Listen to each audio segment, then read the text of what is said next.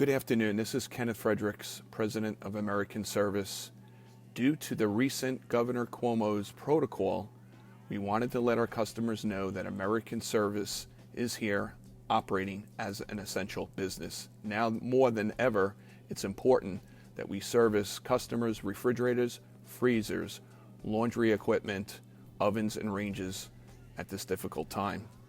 American Service is taking every precaution with COVID-19 to ensure safety and cleanliness in our customers' homes. Every new call, our technicians will put on a new set of gloves and a new set of shoe booties. When we complete the repair, our technician will wipe down the appliance with a disinfecting wipe or spray. If stainless steel, we will spray down the appliance with a stainless steel cleaner. If somebody in your home is sick, please advise our staff to reschedule the appointment at a later time. Please be safe, stay healthy.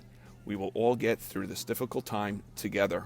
American Service, service you can trust, quality you can rely on.